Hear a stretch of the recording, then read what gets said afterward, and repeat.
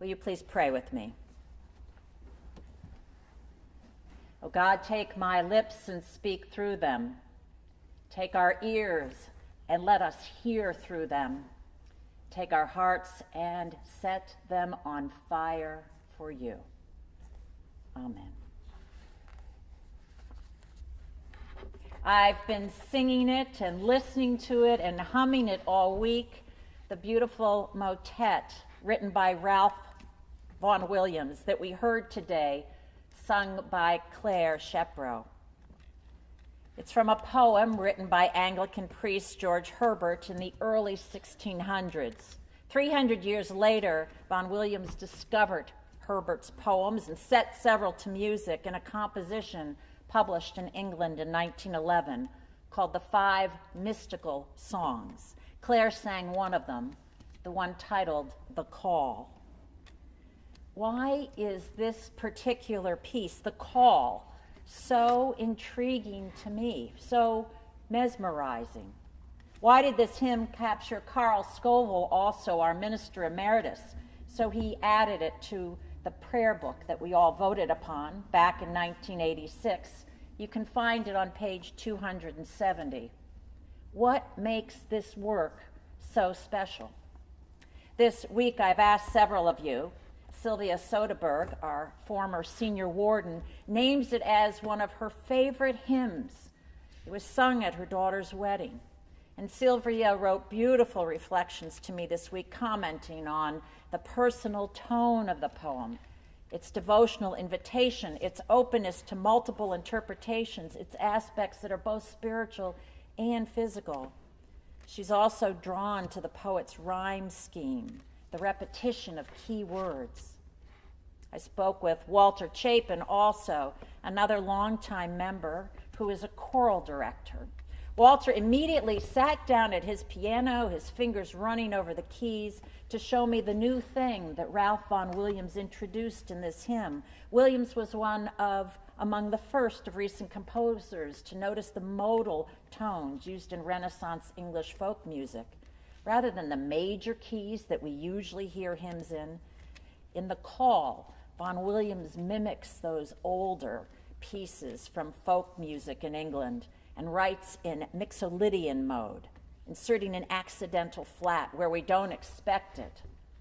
Like the unexpected word imagery in the poetry, the surprise in that melody line catches our ear and intrigues us, brings us in.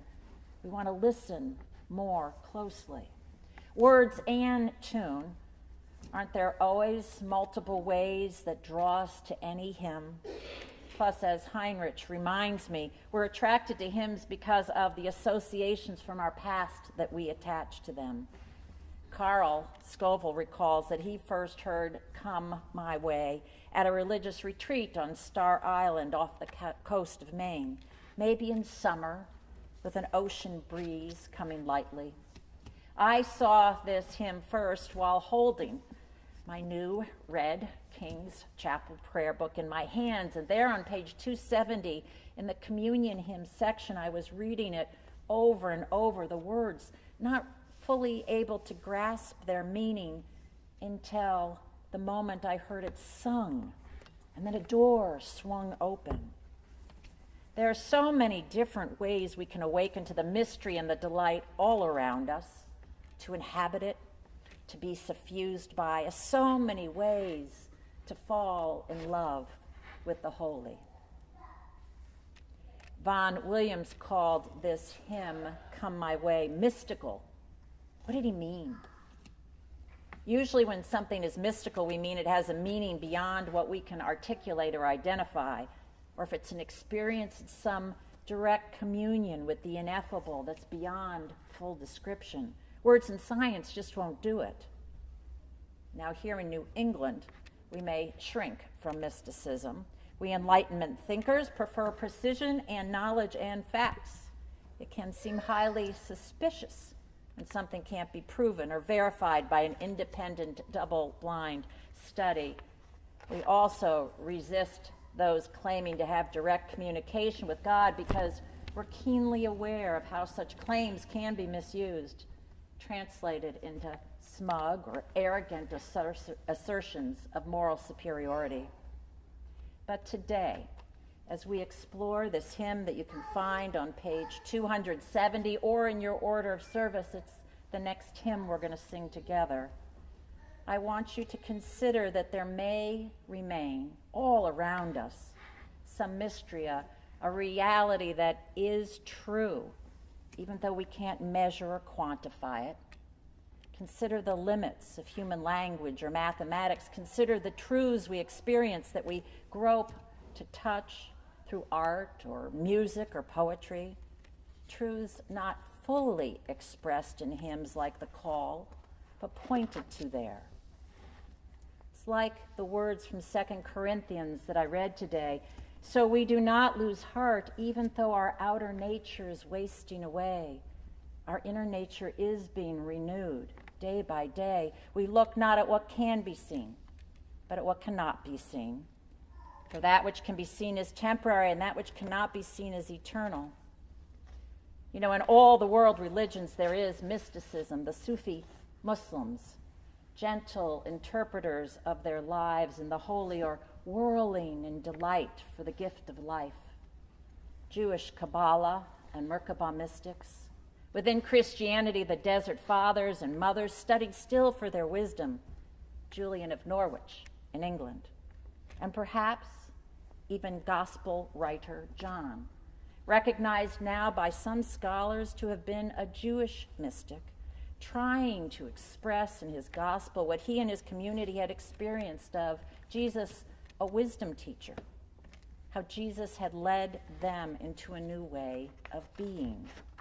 So imagine John, writing as a mystic, envisioning the poignant moment when Jesus bade farewell to his friends, telling them on the eve of his death, "Do not be afraid. I will not leave you orphaned. You'll find the Spirit. You'll be in the Spirit. The Spirit will be in you." What is that Spirit? Oh, dear friends, you've already been so close to it. All around you, within you, it's unconditional love from which nothing can separate you. It's profound truth, so anything that is true is part of me. Seek truth. It's the fullness of life when the unimportant falls away. It's deep, unending joy. It's light. It's a feast that never ends. It's justice where all are valued. Love one another and you'll find this way of life in the Spirit. You already know this way. And Thomas cries out, "No, we do not know the way. Where will you be? What is the way?" "Oh, my friends," Jesus replies, as John sees it, "you've already seen the Spirit alive in me. I am the way, the truth, the life."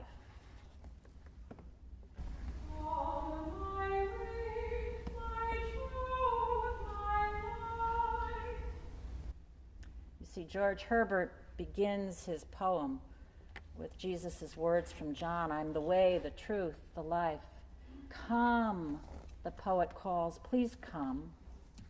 And he asks personally with such intimacy that we almost might feel we should look away. Come my way, you are my way. Come my truth, you are my truth. Come my life. You are my life, my all. Oh, words of devotion and that poetry of relationship. What is it, though, that Herbert bids to come?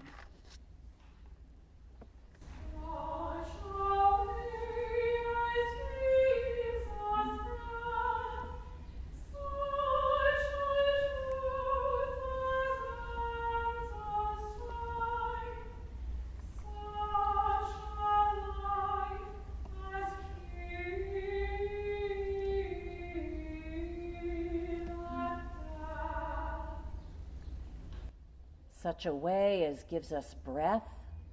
Physical breath, Sylvia said. Physical, essential to life, that which marks that the baby just born is alive. Her gasp of breath, the cry out loud, "Come, source of my breath, my being." Come, truth so fresh, so honest, so compelling that were it known would end all strife. Truth that leads to peace, within us, around us. Come, please, come, writes Herbert. Come, my life so complete that it actually killeth death, that banishes our greatest fear. What an arresting image of antonyms. Life that kills, but resulting in life unending. Come, my way, my truth, my life, come to me, writes George Herbert, to a presence he knows and needs, or once knew, and seeks again.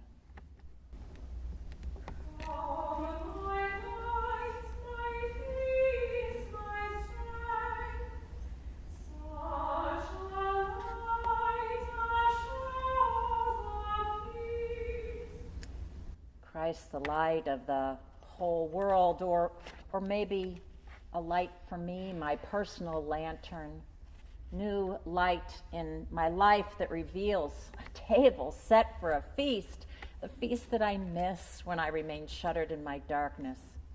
Perhaps, Sylvia said, the light of a huge candelabra on the banquet table, illuminating all I hunger for, a bounty that will nourish me, the meaning in life for which I hunger, the feast of the 23rd Psalm, that table prepared for me in the presence of mine enemies, a feast of Passover, the feast of parables where all are invited, the feast of communion, where all are forgiven and renewed, where today we are invited to the feast.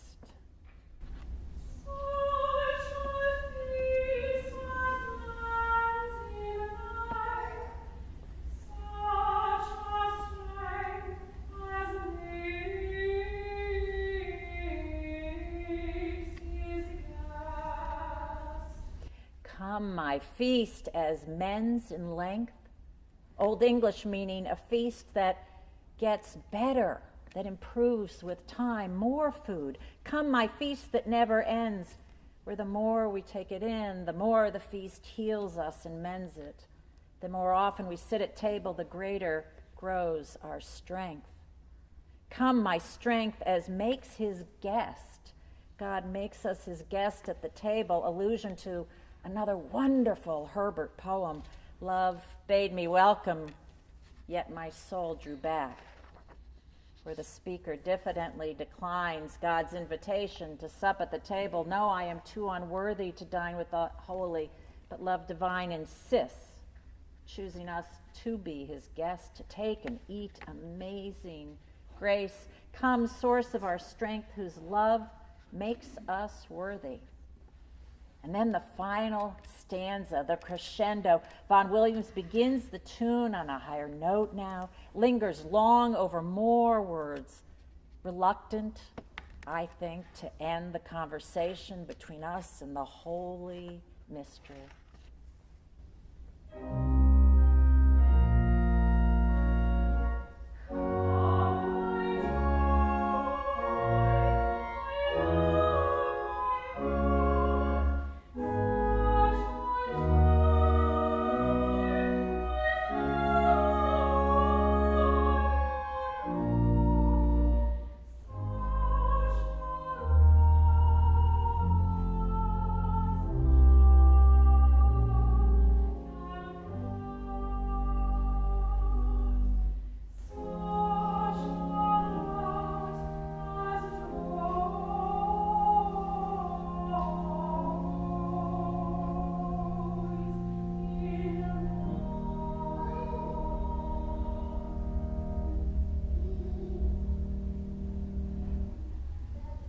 Come, the kind of joy that no one can take from me. Come, love, nothing can separate us from the love of God. Come, when we live in God and God in us, our greatest delight is to love one another.